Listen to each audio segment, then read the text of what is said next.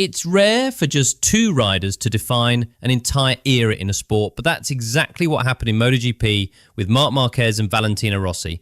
These two didn't just dominate the championship, they split fan loyalties, rewrote reputations, and completely changed how people see rivalries in modern racing. And now, in 2025, that old debate is back in the spotlight. Marquez is chasing more records while Rossi remains the ultimate icon. But their falling out may have left a permanent mark on the soul of the sport.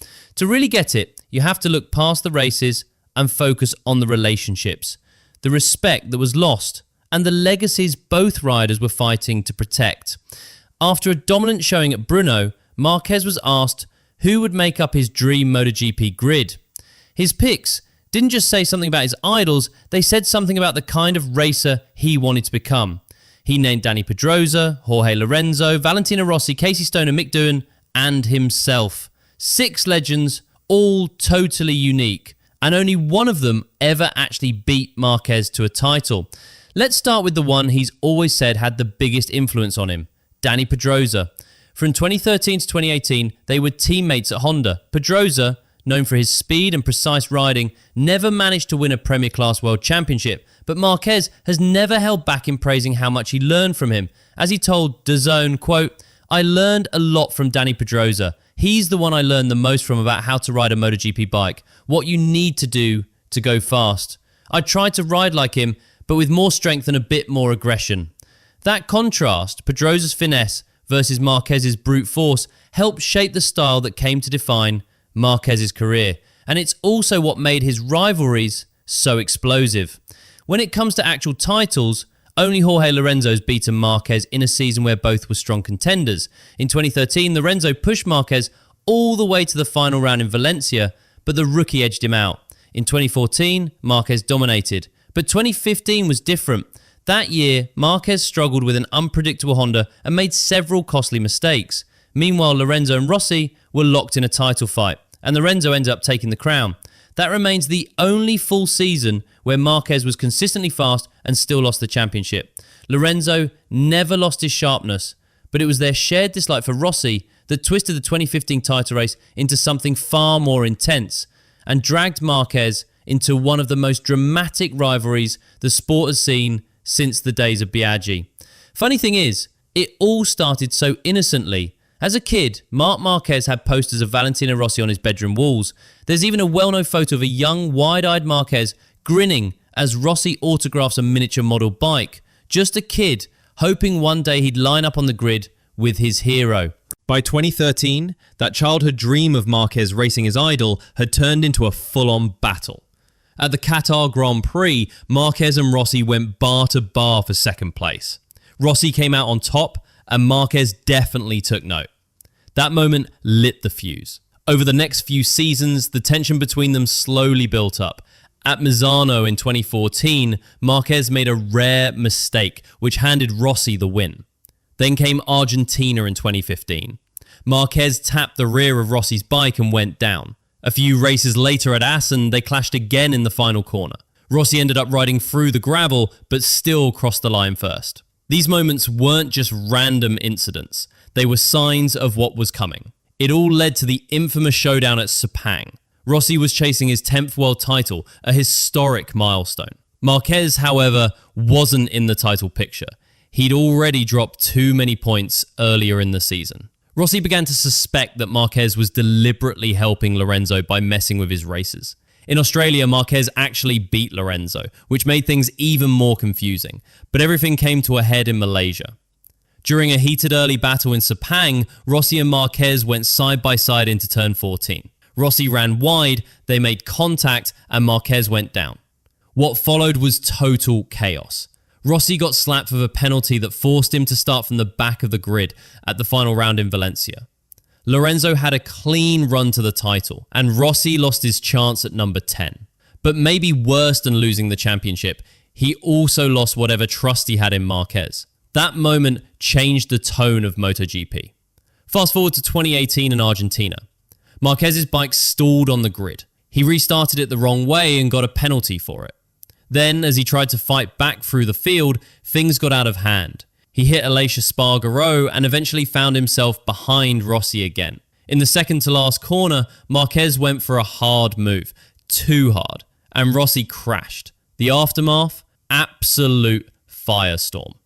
This is a very bad situation, Rossi said, because he destroyed our sport. He doesn't respect anyone, never has. He went on to accuse Marquez of intentionally messing with other riders, Vinales, Dovizioso, and himself. And today he went straight into 4 riders, Rossi added. He does this on purpose. Marquez defended himself, saying, "I've never intentionally gone after a rider hoping they'd crash. What happened with Valentino was just a mistake. I locked the front. It was the track, not a plan." Intentional or not, the damage was done. Marquez even tried to go to the Yamaha garage afterward to apologize. They told him to leave. And later that year at Misano, in front of the press, Marquez offered a handshake. Rossi refused. From there, their rivalry just went cold. Even with all the drama between them, Marquez and Rossi were rarely on equal footing when it came to chasing titles. They never went head-to-head for a championship in the same season.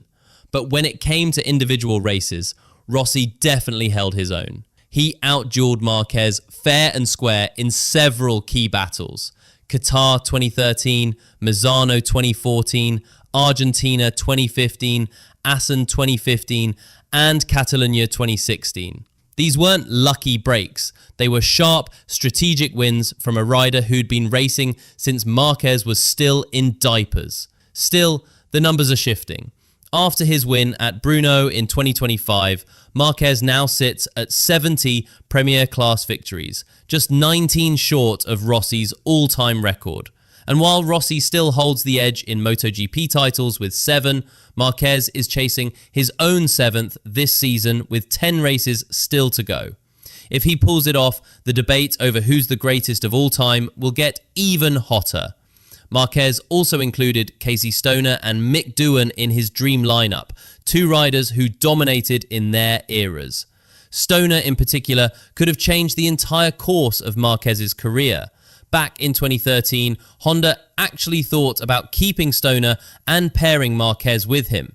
According to former Honda boss Livio Supo, the original plan was Casey and Mark, and we'd figure out what to do with Danny. But it never happened. Stoner walked away in 2012, frustrated with the politics in the sport, even after winning 2 world titles and racking up 38 wins.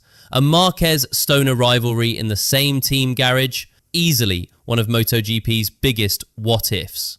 Then there's Doohan. His 5 straight titles with Honda in the 90s set a standard that Marquez still hasn't topped. Injuries eventually ended both of their dominant runs, but in different ways. And even after stepping away from racing, both continued to influence the sport, either directly or through their legacy. What really sets the Marquez-Rossi feud apart from every other MotoGP rivalry is how deeply it cut into the culture of the sport. It wasn't just about battles on track or points on the board. It came down to clashing philosophies. Old school racing values versus the new guard's aggressive style. Personality versus precision. Loyalty versus pure drive. Marquez started out idolizing Rossi, but once their ambitions clashed, something had to break. What broke was the innocence MotoGP once had. Since that infamous fallout in 2015, the divide among fans has never really healed. Even now, in 2025, crowds still boo when Marquez takes the win. Every milestone Marquez hits still feels like it happens under Rossi's shadow. MotoGP gained one of its fiercest rivalries through them, but somewhere along the way it lost the lightheartedness that used to define the sport. Now, with 12 races done and Marquez back on top riding the Ducati, it feels like history is coming full circle. If he takes this year's title, and at this point it's looking more and more likely, he'll match Rossi's record of 7 Premier Class championships. By the end of the season, his win tally could realistically reach 75. But here's the bigger question. Does surpassing Rossi's stats mean Marquez has surpassed his legacy? Even Marquez seems unsure about that.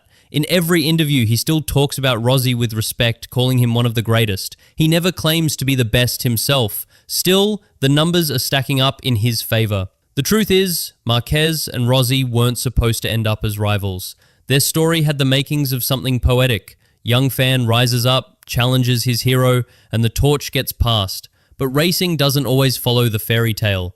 Instead of building each other up, their rivalry tore through friendships, split the fan base, and completely changed what it means to chase greatness. Even though Rossi's no longer on the grid, the impact of their clashes still lingers over everything Marquez does. Some rivalries end when the race is over, but theirs, it changed the game entirely. In the fast-paced world of motorcycle racing, stories come and go. Some riders rise to the top, others fall from grace. But few sagas have built up like this one. After years of rumours and build-up, it's finally happening. Toprak Razgatlioglu, the standout Turkish talent rewriting the World Superbike record books, is making the leap to MotoGP. And standing in his way like the final level in a video game, none other than Marc Marquez, Ducati's top dog, MotoGP's wrecking machine, and the standard every newcomer has to measure up to. But this isn't just about one racer moving up. It's about unfinished business, redemption, and breaking a 37-year curse. Before we even get to that much-anticipated clash, it's worth recognising how dominant Toprak has been in 2025. At Balaton Park, World SBK's first ever Hungarian race, he snagged the championship's 1,000th race win, and just like that, it became his third treble in a row. That's 15 wins this year alone, including a clean sweep at Donington and another commanding weekend in Hungary. Toprak called it a meaningful win. This race was very important because I won races 800 and 900 and I needed to win 1000. I'm really happy. This is a very special race for me. His stats are jaw-dropping. 9 wins in a row, leading the championship by 26 points over Nicolo Belega, and he's hit major race milestones on 3 different bikes: Kawasaki, Yamaha, and BMW. Still, his mindset stays laser sharp. I'm not focused on the championship. I'm looking race by race, he said. Manicourt is one of my favourite tracks. I hope we win again. Now, historically, World SBK champions haven't exactly thrived in MotoGP. Troy Bayliss and Ben Spies are the only ones who managed a win at the top level. Others, Colin Edwards, James Toseland, Neil Hodgson, showed flashes but couldn't quite make the jump. Some, like Jonathan Ray or Carl Fogarty, didn't even try. So why might Toprak be different? Timing. Unlike Edwards, who admitted he moved over too late, Toprak's shift feels precise. He's set to ride with Pramac Yamaha for the 2026 MotoGP season with a full factory-spec machine and the chance to grow during a key development year. Yamaha's new V4 engine is expected to launch during his rookie season, and even more game-changing, in 2027 MotoGP will ditch Michelin tyres in favour of Pirelli, the same tyres Toprak has mastered during his SBK reign. As writer Matt Oxley pointed out, the timing couldn't be better. And there's one more twist. Toprak might be bringing his longtime crew chief, Phil Marron, along for the ride. Marron's been there for all 72 of his World SBK wins and helped guide him to 2, maybe soon 3, world titles. Former MotoGP rider Eugene Lavty, who's worked with Phil Marron in both World SBK and MotoGP, sees the crew chief's continued partnership with Toprak as a big deal. Phil listens better than any crew chief I've ever worked with, Lavity said. He actually hears what the rider is saying. For Toprak to make that leap with a new tyre brand, he's going to need Phil by his side. But not everyone agrees. Hervé Poncharal, boss of KTM Tech 3, has pointed out a potential downside. He told motorsport.com that if both Toprak and Marron are learning MotoGP from scratch, it could slow things down. It's a fair point. Marron hasn't worked in MotoGP for nearly 10 years and the sport has changed a lot since then. Still, few understand Toprak's feel and feedback like Marron does. That bond might be more valuable than any technical gap. And now, the matchup everyone's been talking about is coming into view. Marc Marquez versus Toprak Razgatlioglu. 2 heavyweights, 2 completely different journeys, and 1 shared destination, MotoGP. Marquez is on fire. After taking 5 straight wins following the Brno finale, he looks unstoppable. He's redefined the limits of what's possible on Ducati's GP25, a bike that's given riders like Fabio Di Giannantonio and Pecco Bagnaia some serious headaches. Marquez has made sprint races look easy and is edging closer to what could be his 9th MotoGP title. What makes his upcoming showdown with Toprak so exciting isn't just the results, it's the clash of riding styles. Marquez is all aggression and unpredictability, elbows out, last second lunges, and those wild physics-defying saves. Toprak, meanwhile, is all finesse and control. His signature style, rear wheel in the air, late braking perfection, is like art in motion. Fans and insiders alike can feel the tension rising. Toprak versus Marquez. It's the battle people have been waiting for. One article nailed it. It's time that 37-year curse gets broken. That curse? No World SBK champion has ever made the leap and become a real MotoGP title contender. Could Toprak finally be the one to break the streak? It won't be easy. Not only does he have to get used to Yamaha's evolving V4 prototype, he's stepping into what might be the toughest MotoGP grid ever. Marquez, Pecco, Jorge Martin, Fabio Quartararo, all top-tier riders with years of experience in the championship. And then there's the technical side. Ducati's general manager, Gigi Dall'Igna, brought up a big challenge. Toprak will have to adjust his braking style to suit MotoGP's demands and the switch from Pirelli to Michelin tyres. That's not a small adjustment by any means. The way a 1000cc prototype handles is totally different from a production-based superbike. Things like ride height systems, tyre performance windows, and how the Michelin front tyre behaves under hard braking all take time to get used to. But 2026 gives Toprak a bit of breathing room. No one expects him to start winning right away. The real shot comes in 2027, when MotoGP rolls out the new 850cc rules and makes the switch to Pirelli tyres, the same tyres that helped Toprak become a global standout. The danger lies in not handling that transition period carefully. That's where Hervé Poncharoul's warning about bringing in a World SBK crew chief starts to make more sense. In MotoGP, experience with setup windows, electronics, and translating rider feedback into data is crucial. One rough season in 2026 could stall all the momentum before the real shot in 2027 even begins. Pramac still hasn't decided who's going to be Toprak's teammate. Jack Miller seems like the obvious pick. He's a familiar name with MotoGP wins, plenty of development experience, and a strong connection to Yamaha after racing in the Suzuka 8 Hours. But there's growing pressure to go with someone younger. Matt Oxley recently said, "I'd go for a Moto2 rider, someone like Manu Gonzalez." Gonzalez is currently leading the Moto2 championship and brings long-term potential that could align with where Pramac wants to head. A Toprak-Manu pairing could set Pramac up well for the post-2027 era, especially with the upcoming regulation changes expected to even out the playing field. That said, Miller's experience and consistency might be exactly what Toprak needs during his rookie season, and considering Pramac is currently at the bottom of the team standings, having a proven MotoGP point scorer like Miller might give them the boost they're desperate for. One of the things that makes Toprak so impressive isn't just his skills under braking or his ability to win under pressure. It's his mental toughness.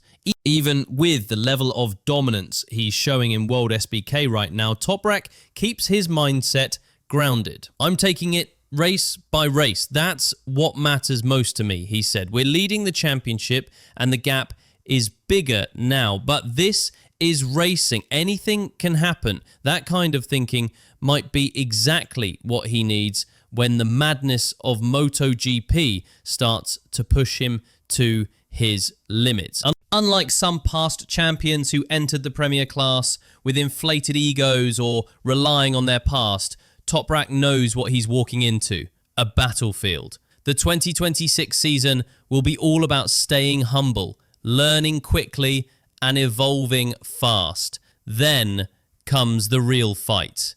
It's impossible to ignore the weight he's carrying. No World SBK champion has done what he's trying to do. Then Spies managed one MotoGP win. Troy Bayliss also won once as a one-off replacement. Colin Edwards never won in 196 starts. James Tosland's best results were a handful of 6th place finishes. Neil Hodgson peaked at 8th. Jonathan Ray and Carl Fogarty never even made the jump, whether because of injury, poor timing, or lack of a serious offer.